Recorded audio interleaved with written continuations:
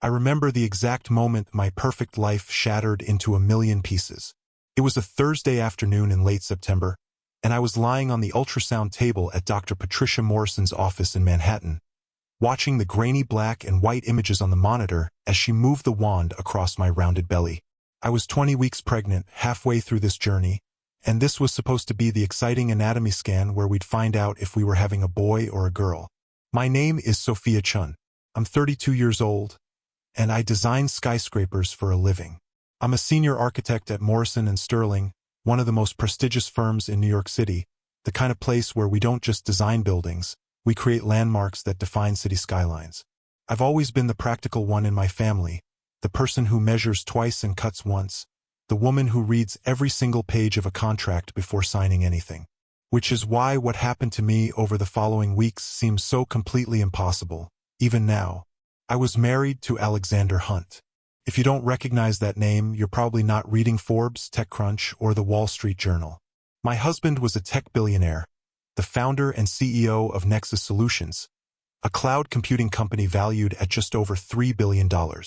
We lived in a penthouse apartment in Tribeca with floor-to-ceiling windows overlooking the Hudson River, the kind of place you see in architectural magazines. We attended charity galas at the Met where actual celebrities asked to take selfies with us. Our wedding announcement had been featured in the New York Times style section with a half-page spread and professional photos. For 3 years, I genuinely thought I was living a modern fairy tale. I thought I'd found my person, my partner, my future. I thought I knew everything about the man I'd married. I was so devastatingly wrong. Dr. Morrison had been quiet for too long. I watched her face carefully as she stared at the ultrasound screen, and I saw something I'd never seen before in all our appointments together. Her skin went pale. Actually pale, like the blood had drained from her face. Her hand holding the ultrasound wand had gone completely still, frozen in place on my belly. "Is something wrong with the baby?" I asked, my voice coming out tight and small with sudden fear that gripped my chest. She didn't answer right away. Instead, she kept moving the wand slowly, methodically, checking different angles, zooming in on various parts. Her lips pressed together in a thin, tense line. The silence in that room felt suffocating. Finally, after what felt like an eternity but was probably only 2 minutes, she turned off the monitor and carefully set down the wand. "Sophia," she said, her voice measured and careful in a way that immediately set off alarm bells in my mind. "I need you to come to my office, right now, alone. Don't call your husband yet." My heart started hammering against my ribcage. "Is the baby okay? Please, Dr. Morrison, just tell me if something's wrong." "The baby is fine right now," she interrupted gently, but firmly. "The measurements look good. The heartbeat is strong. But we need to talk privately. Please, just trust me on this." 10 minutes later, I sat across from her massive mahogany desk in her private office, my hands trembling visibly in my lap despite my best efforts to stay calm. She'd closed the door behind us, something she'd never done in any of our previous appointments. The overhead fluorescent lights felt too bright, clinical, and I could hear the muffled sounds of the busy clinic outside. Phones ringing insistently, nurses chatting at the station, the ordinary sounds of other people having perfectly ordinary days while my world was about to tilt on its axis. "Your baby has genetic markers," Dr. Morrison began, choosing her words carefully, and I felt my stomach drop like I was on a failing elevator. "Markers for a hereditary condition called Lorentz syndrome. Have you heard of it?" I shook my head mutely, unable to form words around the fear clogging my throat. "It's a rare connective tissue disorder," she explained, her hands folded on the desk between us. "It affects collagen production and can cause joint hypermobility, some cardiovascular concerns, and a few other manageable symptoms. But here's the important part, Sophia, with proper management, early intervention, and regular monitoring, the vast majority of people with Lorentz syndrome live completely normal, healthy, full lives. This is not a death sentence for your child. Do you understand me?" I nodded, relief flooding through me even as confusion crept in. "Okay, so we'll manage it. We can handle this. Alexander and I, we have the resources for the best specialists." "That's what concerns me," Dr. Morrison interrupted gently. "Sophia, When you filled out your initial intake forms at your first appointment, you indicated that Alexander's family had no significant medical history. You specifically wrote the word none under hereditary conditions on the paternal side. That's right, I said slowly, trying to understand where she was going with this. Alexander's parents died in a car accident when he was in his early 20s. He doesn't have any medical records from them. He was orphaned young. He's always been completely healthy himself, never had any major health issues at all. Lawrence syndrome is autosomal dominant. Dr. Morrison cut me off, her eyes never leaving mine. That means if your baby has inherited this condition, one of the two of you carries the gene. It's not something that appears spontaneously. You tested negative in your comprehensive genetic screening panel before you got pregnant. I have those results right here in your file, which means, Sophia, that Alexander carries it. I stared at her, my mind struggling to process what she was saying. So, he just didn't know? Is that what you're telling me? He has it but was never diagnosed. Dr. Morrison leaned forward across her desk, her expression grave. Sophia, that's medically impossible. People with Lawrence syndrome know they have it.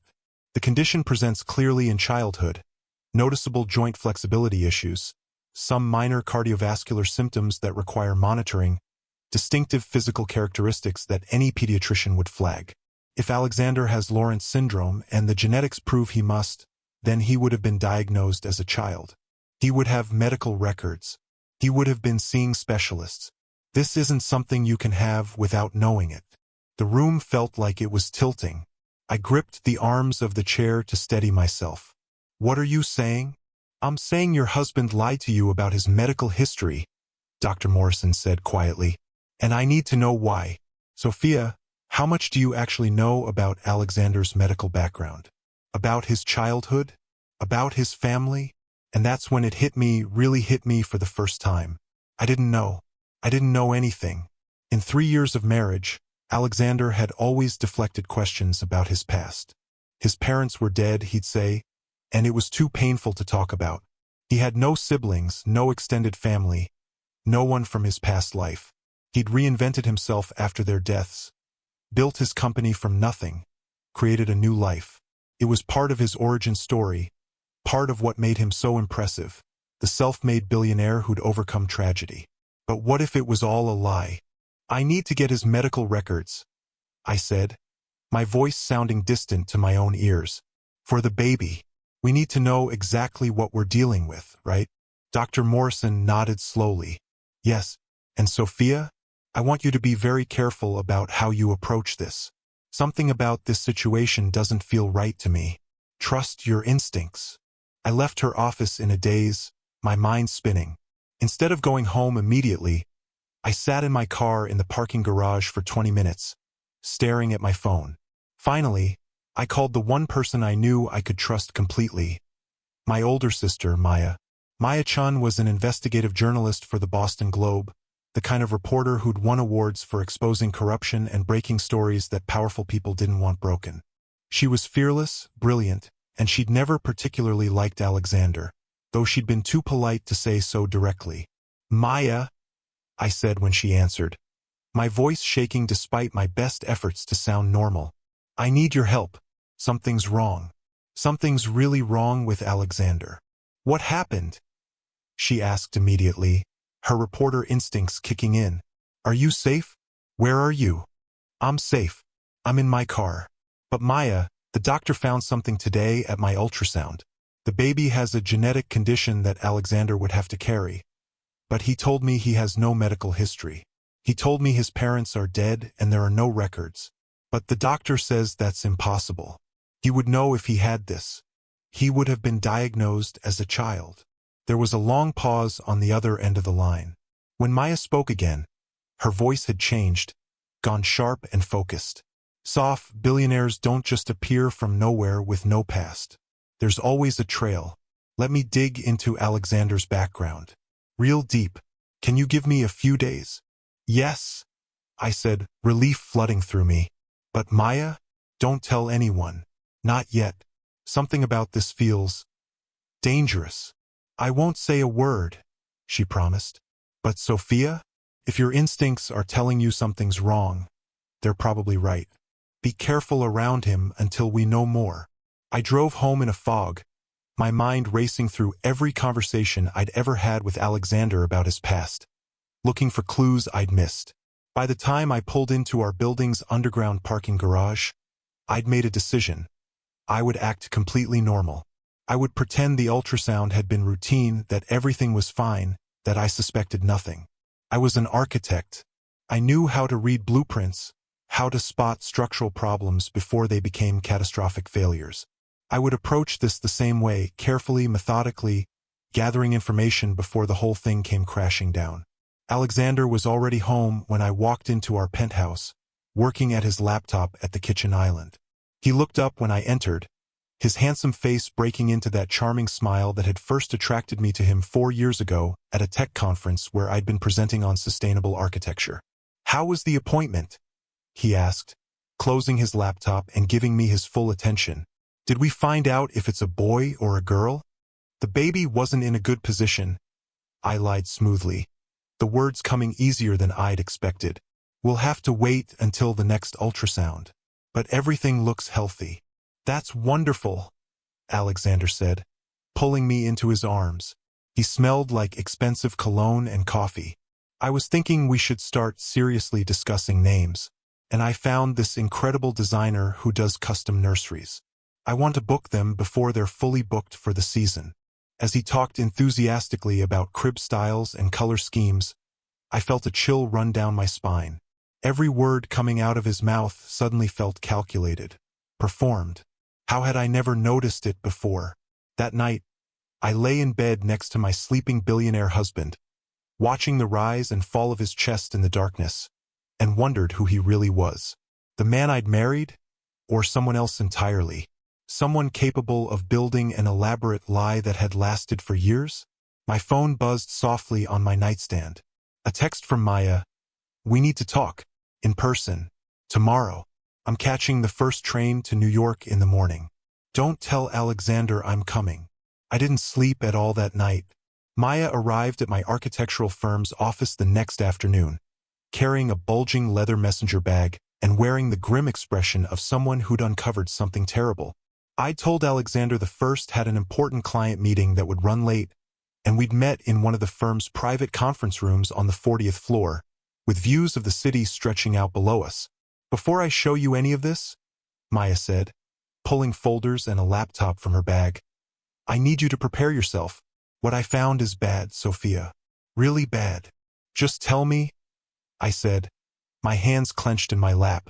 Maya opened her laptop and pulled up a document. Alexander Hunt didn't exist before 15 years ago. No birth certificate, no school records, no childhood medical records, nothing. It's like he appeared fully formed as an adult. I felt the room spin slightly. "That's impossible. Everyone has records." "Not if you legally change your identity," Maya interrupted, "which is exactly what he did. I found sealed court documents in Ohio. Sophia, Alexander Hunt used to be Dylan Mercer." She pulled out a photocopy of a legal name change document and slid it across the conference table. There, in black and white, was proof. Dylan James Mercer had legally become Alexander Hunt 15 years ago. "Who is Dylan Mercer?" I whispered. "That's where it gets worse," Maya said grimly. Dylan Mercer was from a working-class family in Cleveland, Ohio. His father isn't dead. He's alive and still living in the same house Dylan grew up in. He has 2 siblings, both alive. The dead parent story? Completely fabricated. I stared at the documents, my vision blurring with tears I refused to let fall. Why would he lie about that?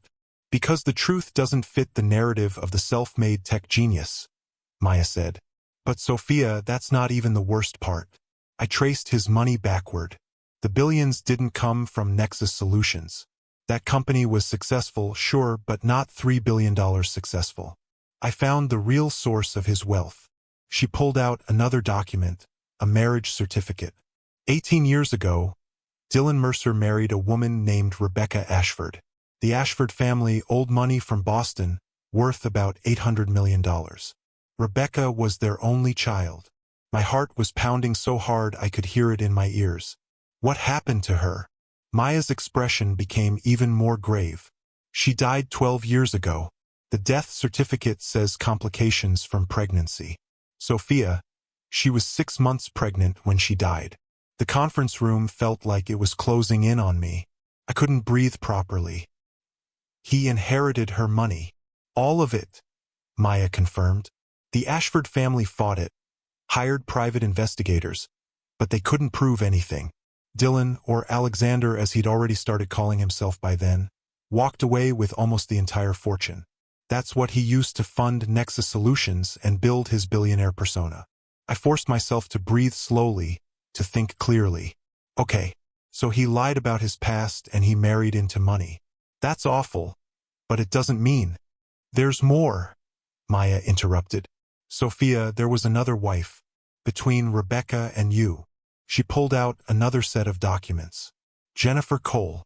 She married Alexander 10 years ago, right after Rebecca's death investigation closed. They divorced 7 years ago. Why haven't I ever heard about this? I demanded.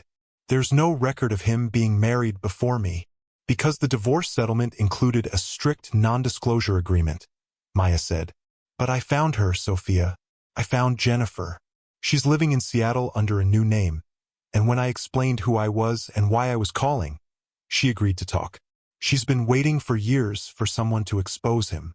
Maya turned her laptop screen toward me and opened a video call. A woman appeared on the screen, probably in her early 40s, with tired eyes and a guarded expression. Sophia? The woman said softly. My name is Jennifer, or it used to be Jennifer Cole. I need you to understand something. Your husband is dangerous.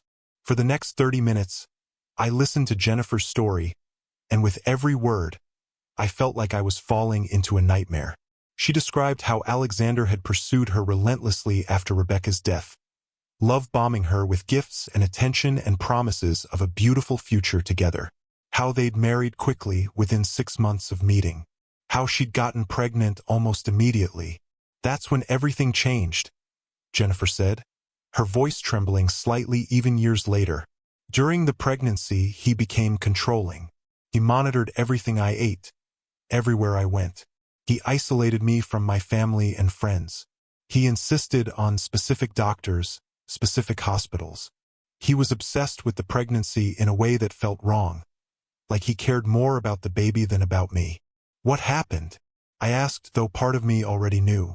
I lost the baby at 5 months, Jennifer said quietly. The doctors called it mysterious complications. But Sophia, I found medications in Alexander's things afterward. Medications that could cause miscarriage. I couldn't prove he'd given them to me, but I knew.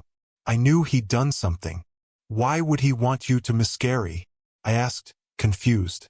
Jennifer's expression hardened. Because I'd found out the truth about Rebecca's death. I'd started asking questions, demanding to see financial records. I think he realized I was going to leave him, and a baby would have complicated that. Or maybe, she paused, looking pained. Maybe there was an inheritance clause he needed to trigger that required the pregnancy to reach a certain stage. I don't know. All I know is that after the miscarriage, he lost all interest in me. My father was a lawyer, thank God. He helped me escape with a settlement and an NDA. I've been hiding ever since. Why are you willing to talk now? Maya asked. Because I saw his wedding announcement to Sophia 3 years ago, Jennifer said, looking directly at me through the screen. And I knew he'd found another target. When Maya told me you were pregnant, I knew I had to warn you. He needed this baby for something, Sophia. The inheritance from Rebecca's trust. It goes to Alexander's first living child. $500 million unlocks when the baby is born. The conference room was completely silent except for the hum of the air conditioning. I felt like I couldn't breathe, couldn't think, couldn't process what I was hearing. Sophia, Jennifer said urgently. He married Rebecca for her money. She got pregnant and she died. He married me for Rebecca's trust fund, got me pregnant, but I lost the baby and escaped. Now he's married to you, you're pregnant, and that money is within his reach. Do you understand what I'm saying? You think he killed Rebecca? I whispered. I think Rebecca died of the same genetic condition your baby has, Jennifer said. And I think someone who knew how could make those complications fatal instead of manageable. After Jennifer ended the call, Maya pulled out more documents. She'd gone full investigative journalist on Alexander's finances, working with a forensic accountant friend of hers. What they'd found was devastating. "He's broke, Sophia," Maya said bluntly, "or close to it. He's spending money faster than his investments can generate it. The penthouse, the cars, the lifestyle, it's all leveraged. He owes somewhere around $200 million to various creditors, investors, and banks. Nexus Solutions has been losing money for 2 years. He's been keeping up appearances, but he's drowning financially. And the baby solves everything," I said numbly. $500 million from Rebecca's trust. "Exactly," Maya confirmed. "Once your baby is born, he becomes a father to Rebecca's grandchild, which is how the trust is structured. He gets access to the full amount. It's not just about money anymore, Sophia. It's about survival. He's desperate." My phone rang, making both of us jump. It was Dr. Morrison. "Sophia," she said when I answered, her voice tight with urgency. "I've been doing research on Lawrence syndrome all night. I need you to come back to my office immediately. I need to show you something about Rebecca Ashford's death." An hour later, the three of us sat in Dr. Morrison's office as she pulled up medical journals and case studies on her computer.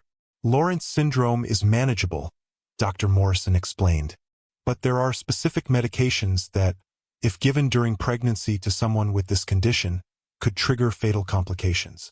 And I mean very specific medications, things that wouldn't harm a typical pregnancy but would be catastrophic for someone with this genetic condition." She pulled up Rebecca Ashford's death certificate, which Maya had obtained. Rebecca died of cardiac complications related to pregnancy. But look at the timing: 6 months pregnant, same gestational age as when Jennifer miscarried, and almost exactly at the point where trust fund provisions would have required the pregnancy to reach to qualify. "Someone would need medical knowledge to know which medications would cause this," I said slowly. "Or they would need to do extensive research," Dr. Morrison agreed.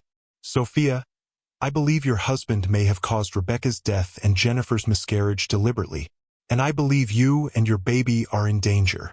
I felt like I was trapped in someone else's nightmare. This couldn't be real. This couldn't be my life. "What do?" I whispered. Maya reached across and grabbed my hand. "We fight back. We expose him. And we make absolutely sure he never gets near you or your baby." Over the next 2 weeks, we built a team. Maya brought in Marcus Rodriguez, a lawyer friend who specialized in high-net-worth divorces and knew how to handle powerful men with resources. Maya had also reached out to Rebecca's family, and her brother James Ashford, now a federal prosecutor, joined our alliance. He'd been waiting 12 years for evidence against Alexander. Jennifer agreed to break her NDA and testify if we needed her. Dr. Morrison documented everything about my pregnancy and the genetic condition. We were building a case brick by brick. We called it Operation Trust Fund. The challenge was enormous. Alexander had top lawyers, unlimited financial resources, and a carefully constructed identity that had fooled everyone for over a decade. But we had something he didn't know about: evidence, witnesses, and a pregnant wife he still thought he completely controlled. The hardest part was going home every day and pretending everything was normal. I had to act like the loving wife, excited about the baby, planning for our future together, all while knowing my husband might be planning to kill me. I started secretly copying Alexander's financial documents from his home office while he was at work. That's when I found the folder on his computer labeled Trust Protocol. My hands shook as I opened it. Inside were detailed timelines, dates calculated down to the week of when the baby needed to be born to satisfy the trust fund requirements. There were emails to his lawyer discussing strategies to ensure maximum benefit from the inheritance clause. There were massive life insurance policies on me that I'd never known about, with Alexander as the sole beneficiary. The most chilling thing I found was his browser history. Searches about pregnancy complications and Lawrence syndrome. Specific queries about which medications could trigger cardiac events. Research about how to make complications look natural. He was planning my death. He was actually planning to kill me. I copied everything to multiple secure servers and cloud storage accounts. James, using his position as a federal prosecutor, got Rebecca's autopsy report unsealed. It showed evidence of medications in her system that could have triggered the fatal complications, medications that Alexander had access to. James also found pharmacy records. Alexander had filled prescriptions for medications that should never be given during pregnancy, especially not to someone with Lawrence syndrome. The pattern was undeniable. He was a serial husband who married women for money and got them pregnant to access inheritance funds. And when they outlived their usefulness or got too close to the truth, they disappeared one way or another. We knew we had to move carefully. Alexander was smart, careful, and had resources. Marcus prepared paperwork to freeze all our joint assets. Maya contacted a trusted journalist friend to break the story when we were ready. Dr. Morrison arranged to secretly transfer my prenatal care to another hospital Alexander didn't know about. James coordinated with the NYPD Financial Crimes Unit and homicide detectives who'd always been suspicious about Rebecca's death. We created a timeline. We had about 4 months until the baby was due, and we needed to act before Alexander tried anything. Our original plan was to expose him at his company's annual gala, which was coming up in 3 weeks. 500 guests, media presence, all his business partners and investors present. Maximum exposure, maximum impact. But then things got dangerous. I started noticing Alexander's behavior becoming more controlling. He monitored everything I ate, every place I went. He insisted on giving me special prenatal vitamins every morning, watching to make sure I swallowed them. Something about the way he watched me take them sent chills down my spine. One day, while he was in a meeting, I took the vitamins to a lab that Marcus's team had arranged. The results came back 2 days later. They contained medications that could harm the pregnancy. Low doses, not immediately dangerous, but building up over time. He was poisoning me slowly. I started pretending to take the vitamins but spitting them out later. I secretly recorded conversations with a small device Marcus had given me. Alexander became increasingly insistent about birth plans, specific doctors, specific hospitals. When Marcus reviewed the medical power of attorney documents Alexander had me sign, documents I thought were standard pregnancy planning paperwork, we discovered they gave him complete control over my medical decisions if any complications arose. He'd been setting this up for months, maybe even since before I got pregnant. The trust fund countdown was approaching. Alexander became more attentive, more loving, more present. He prepared the nursery with meticulous care, bought gifts, played the role of the excited father-to-be perfectly. But now I could see it for what it was, a performance. Every tender moment was calculated. I was 23 weeks pregnant and living with a man who was planning to murder me. Then came the close calls. Alexander nearly discovered the secret phone I used to communicate with my team. I'd barely managed to hide it, claiming it was for planning a surprise party for him. The lie actually became useful as cover. I discovered spyware on my regular phone and tracking apps on my car. Marcus's tech expert helped me feed false information through them while we communicated through secure channels. One night, Alexander made me a special herbal tea, saying it would help with pregnancy symptoms. Something about the way he insisted I drink it, standing there watching, made my blood run cold. I pretended to sip it while secretly dumping it in a nearby plant when he turned away. I had it tested the next day, harmful herbs that could trigger contractions. He was getting more aggressive, more desperate. Time was running out.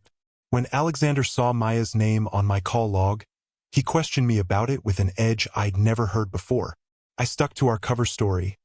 Maya was helping plan my baby shower, which we'd actually scheduled as part of our operation. Then Jennifer sent an urgent message. Alexander's private investigator was asking questions about her in Seattle. He was getting suspicious, checking his past, making sure his secrets stayed buried. Our team made a critical decision. We couldn't wait for the gala. It was too dangerous. We needed to move up our timeline. We decided to do it at the baby shower instead, which was happening in 1 week. It was perfect in its way. All of Alexander's business partners' wives would be there, plus my family, plus 80 other guests.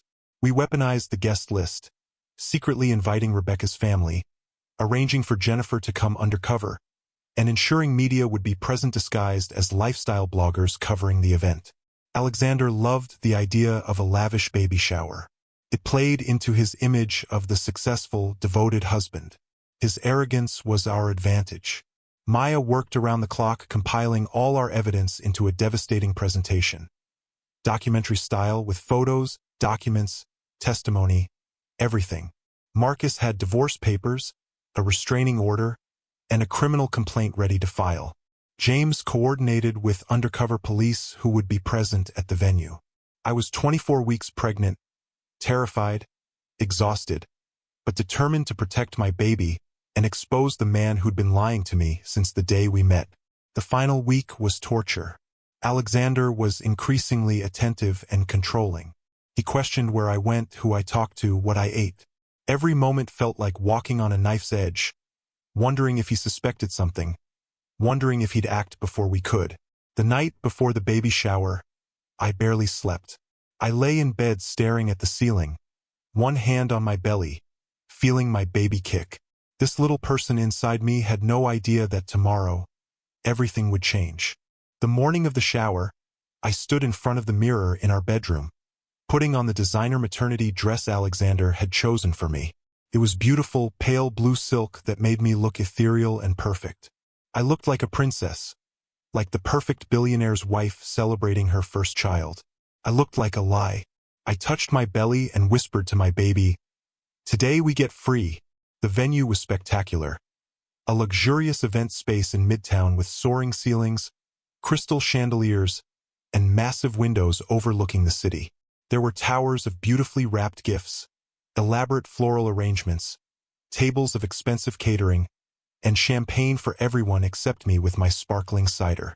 80 people arrived over the course of an hour. Alexander's business partners and their wives, my colleagues from the firm, my family, friends. Scattered invisibly throughout the crowd were Rebecca's family members, Jennifer in a blonde wig and sunglasses, undercover police officers, and Maya's journalist friend with hidden cameras. Alexander was in his element, playing the devoted husband perfectly. He kept his hand on my back, made toasts about becoming a father, posed for photos with a smile that looked genuine unless you knew what I knew. I felt like I was watching everything from outside my body, like I wasn't really there. Finally, after we'd opened some gifts and people were eating, I stood up and clinked my glass. The room quieted down. "Thank you all so much for being here today," I said, my voice surprisingly steady. "Alexander and I wanted to share something special with you. A presentation about our journey to parenthood." A screen lowered from the ceiling. We'd arranged this in advance. The lights dimmed slightly. Alexander looked pleased, thinking this was part of the shower celebration. The presentation began with our wedding photos. Images of us looking happy, in love, beginning our life together. Then pregnancy announcement photos, ultrasound pictures. Everyone smiled, made appreciative sounds. Then the screen changed. "Who is Alexander Hunt?" appeared in large text. I watched Alexander's face. First confusion, then the beginning of understanding, then panic flickering in his eyes. The name change documents appeared on the screen. Born Dylan James Mercer. Legally changed identity 15 years ago. Gasps started rippling through the crowd. Rebecca's wedding photo appeared. First wife Rebecca Ashford. Married 18 years ago. Died 12 years ago from pregnancy complications. 6 months pregnant. Alexander inherited $800 million. The room erupted in shocked whispers. Alexander stood up, his face flushed. "What is this? Sophia, what are you doing?" Jennifer's wedding photo appeared. Second wife, Jennifer Cole. Married 10 years ago. Got pregnant. Lost the baby at 5 months under mysterious circumstances. Divorced 7 years ago with strict NDA. Alexander tried to move toward the exit, but security guards we'd positioned blocked his path. Financial documents flashed on the screen showing the trust fund, the inheritance clauses, the timeline of when my baby needed to be born to unlock $500 million. His emails about maximizing inheritance benefits. His browser history researching pregnancy complications. "Married for inheritance, not love," the screen declared. More evidence appeared, Rebecca's autopsy showing suspicious medications in her system, pharmacy records of Alexander purchasing drugs that shouldn't be given during pregnancy, the lab results from my own prenatal vitamins showing they'd been tampered with, his searches about how to make cardiac complications look natural. The room was in chaos now. People were standing, talking urgently, pulling out phones. Alexander's business partners looked horrified. I stood up from my chair and spoke clearly into the microphone. Everyone, I'd like you to meet my husband's previous wives. Rebecca can't be here, but Jennifer can. Jennifer removed her wig and sunglasses and stepped forward from where she'd been standing near the back. Several people recognized her immediately. She'd been photographed with Alexander years ago, though those photos had been scrubbed from the internet as part of her settlement. "My name is Jennifer Cole," she said, her voice shaking but determined. "Alexander Hunt, or Dylan Mercer as I knew him, got me pregnant 10 years ago and caused me to miscarry through deliberate poisoning. I've been silent for 7 years because of an NDA, but I'm not staying silent anymore while he tries to do the same thing to Sophia." Rebecca's brother James stood up from where he'd been sitting. "My name is James Ashford. I'm a federal prosecutor and Rebecca was my sister. She died 12 years ago in suspicious circumstances that we could never prove. Until now. We've reopened her case based on new evidence." Alexander's face had gone from red to white. He looked wildly around the room, seeing exits blocked, seeing everyone staring at him with shock and disgust. "This is insane," he shouted. "Sophia is having a breakdown. Pregnancy hormones. You all know how women get." Dr. Morrison stood up. "I'm Dr. Patricia Morrison, Sophia's obstetrician. I'm the one who discovered the genetic condition this baby has, the same condition that killed Rebecca Ashford. I'm the one who urged Sophia to investigate her husband's medical history. And I'm the one who has documented every instance of medical tampering and poisoning he's attempted during this pregnancy. I urged Sophia to divorce this man to save her life and her baby's life." The room exploded with noise. People shouting questions, Alexander's business partners standing up and backing away from him, everyone pulling out phones to record or call people. Alexander lunged toward me, his face twisted with rage. "You stupid." He didn't finish the sentence. 3 undercover police officers moved forward instantly, grabbing his arms and restraining him. "Alexander Hunt," one of them said loudly, clear enough for everyone to hear, "you're under arrest for attempted murder, fraud, identity theft, and suspicion of murder in the death of Rebecca Ashford." "This is ridiculous," Alexander screamed, struggling against the officers. "That money is mine. I earned it. I did everything right. The timing is perfect. The baby just needs to be born and everything would have been fine." The room went dead silent. He just confessed on camera, in front of 80 witnesses, that he'd planned everything around the baby being born to access the trust fund. He seemed to realize what he'd done, his face going slack. The officers handcuffed him as he started babbling about lawyers, about how they couldn't prove anything, about how I was just a jealous, unstable pregnant woman. But everyone had heard him. Everyone had seen the evidence. And multiple cameras had recorded everything. As the police began walking Alexander toward the exit, the room erupted again. Alexander's business partners were already on their phones. I could hear fragments of conversations about emergency board meetings and press statements. Their wives surrounded me, offering support, several crying. My mother and father pushed through the crowd to reach me. Maya appeared at my side, her hand gripping mine tightly. Rebecca's mother, an elegant woman in her 70s, approached me with tears streaming down her face. "Thank you," she whispered. "Thank you for finally giving us justice for our daughter." Jennifer came over and hugged me carefully, mindful of my pregnant belly. "You did it," she said. "You stopped him." I felt my knees give out. The adrenaline that had been keeping me upright crashed all at once. Dr. Morrison was there instantly, checking my pulse, making me sit down, checking my blood pressure. The baby kicked strongly, and I started crying. "You're okay," Dr. Morrison said firmly. "You're both okay. It's over." People were already posting on social media. I could see phones everywhere, could hear the buzz of notifications. Within minutes, the story was everywhere. Billionaire tech CEO arrested for attempted murder of pregnant wife was trending on Twitter. Videos of Alexander's arrest and his accidental confession were going viral. Alexander's company board issued an emergency statement within an hour. The stock was already plummeting. His carefully constructed empire was collapsing in real time. Marcus appeared with a folder of legal documents. The assets are frozen. I filed for divorce, restraining order, and emergency injunction to prevent him from accessing any joint accounts. It's done, Sophia. I watched through the windows as police cars pulled away with Alexander in the back of one of them. Still shouting, still insisting this was all a mistake, all a misunderstanding. It wasn't. It was just the truth finally exposed to sunlight. 3 months later, I was 35 weeks pregnant and standing in a courtroom watching Alexander's bail hearing. He'd been denied bail 3 times now. James had presented enough evidence of his danger to me and the baby that no judge would risk releasing him. The financial investigation had uncovered even more deception. Alexander's tech company had been a shell game, moving money around to hide massive debts. His investors were suing. His business partners had severed all ties. Nexus Solutions had dissolved completely, with employees scattered to other companies. Rebecca's case had been officially reopened as a murder investigation. The new forensic analysis of her autopsy confirmed she'd been poisoned with medications that triggered the cardiac complications that killed her.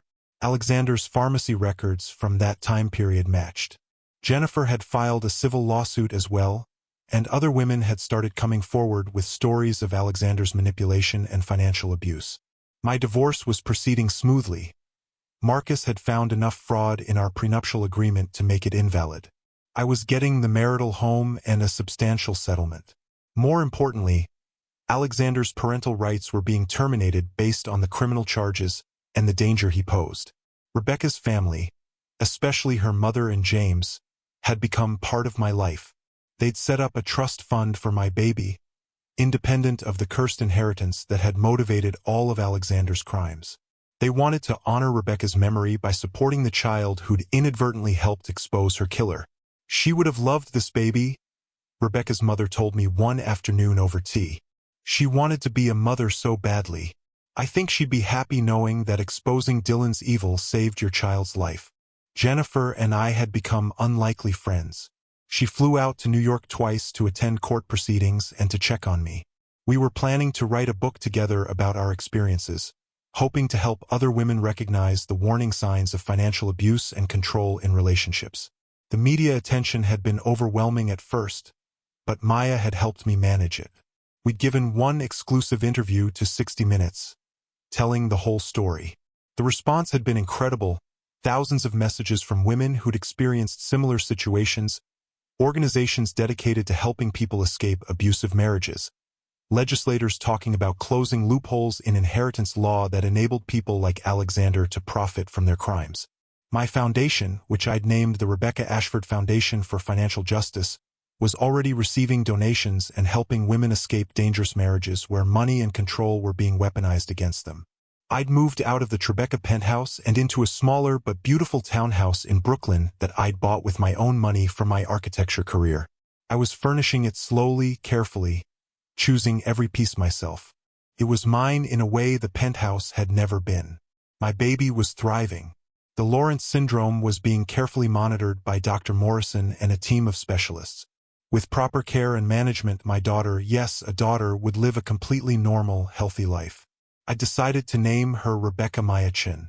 Rebecca for the woman whose murder had led to my salvation, and Maya for my sister who'd fought alongside me when it mattered most.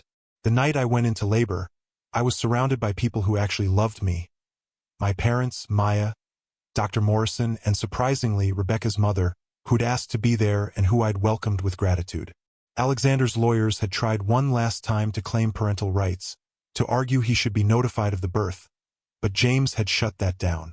A man facing life in prison for attempted murder and actual murder had no rights to the child he'd planned to use as a key to unlock blood money. My labor was long but uncomplicated, and when my daughter was finally born at 3:47 in the morning, healthy and screaming and perfect, I held her against my chest and cried harder than I'd ever cried in my life. Rebecca Maya Chun, I whispered to her. You're safe. You're free. And you're so, so loved. Dr. Morrison checked her carefully, running all the tests for Lawrence syndrome. The condition was there, as expected, but mild. With the early intervention plan we'd already established, she'd never faced the complications that had killed Rebecca. Maya took a photo of me holding my daughter in those first moments. I look exhausted in that picture, my hair matted with sweat, my hospital gown askew. But I also look happy. Actually, genuinely happy. You did it, Soph, Maya said, squeezing my shoulder. You protected her. You saved yourself. You stopped him. Rebecca's mother held my baby with tears streaming down her face. She has Rebecca's eyes, she said softly. Thank you for letting me be part of her life. Your family now, I said simply. And I meant it. 6 weeks after Rebecca was born, I attended Alexander's trial. He'd finally stopped protesting his innocence and taken a plea deal. Life in prison without possibility of parole in exchange for confessing to Rebecca's murder and sparing everyone a long trial. The courtroom was packed with media, Rebecca's family, Jennifer, and what seemed like half of New York's legal community. This case had become famous, a cautionary tale about the dangers of men who view marriage as a business transaction and women as assets to be exploited. When Alexander was led into the courtroom in Prison Orange, handcuffed and shackled, he looked smaller than I remembered, less powerful. His billionaire persona had been stripped away, revealing the con artist underneath. He didn't look at me. He kept his eyes down as he accepted the plea deal and as the judge sentenced him to life in prison, plus additional consecutive sentences for fraud, attempted murder, and a dozen other charges. As they led him out of the courtroom for the last time, I felt nothing. Not anger, not satisfaction, not even relief. Just a kind of emptiness where my feelings for him used to be. Outside the courthouse, I gave a brief statement to the press. My doctor saved my life by urging me to question everything. My marriage was built on lies, but my daughter is the truth I fought for. To anyone who feels trapped in a relationship where money and control are being used as weapons, trust your instincts, find your team, and fight back. You're stronger than you know. Now, as I write this, my daughter is sleeping in her crib in our Brooklyn townhouse. She's 6 months old, healthy, hitting all her developmental milestones. Her Lawrence syndrome is being managed beautifully by her medical team. She'll never know the danger she was in before she was even born. The Rebecca Ashford Foundation has helped over 200 women escape financially abusive marriages in the past year. Jennifer sits on the board. Rebecca's family funds it generously. We're making a difference, turning something horrific into something that helps others. I'm back at work part-time at my architecture firm, designing buildings that will stand long after all of us are gone. I find comfort in that, in creating structures that are honest, that show their support systems clearly, that don't hide dangerous flaws behind beautiful facades. Alexander will die in prison. His company is gone. His fortune is gone. His carefully constructed identity is gone. He's just Dylan Mercer again, a con artist who got caught, serving multiple life sentences. And I'm just Sophia Chen, an architect and a mother, living in a home I bought myself, raising a daughter I protected, surrounded by people who actually love me. Sometimes Rebecca kicks off her blankets in the night and I go in to cover her again. In those quiet moments, I think about Dr. Morrison's pale face on that ultrasound table, about Maya's determination to dig up the truth, about Jennifer's courage in breaking her silence, about Rebecca Ashford who died before anyone could save her. I think about how close I came to being another woman who mysteriously died during pregnancy while her husband walked away with millions. I think about all the tiny decisions that saved my life. Answering my phone when Maya called, trusting Dr. Morrison's instincts, pretending to swallow those poison vitamins, gathering evidence instead of confronting Alexander immediately. And I think about my daughter, sleeping peacefully, completely unaware that she exists because I refuse to be a victim in someone else's plan. That ultrasound appointment changed everything. Dr. Morrison was right to pull me into her office, right to tell me something was wrong, right to urge me to investigate the man I'd married. She saved 2 lives that day, mine and my daughter's. And I'll spend the rest of my life making sure that sacrifice, that courage, That willingness to break protocol and tell a patient the uncomfortable truth wasn't wasted. My marriage was a lie from the very beginning. But my daughter is real. My freedom is real. My future is real. And that's the truth I'll hold onto forever.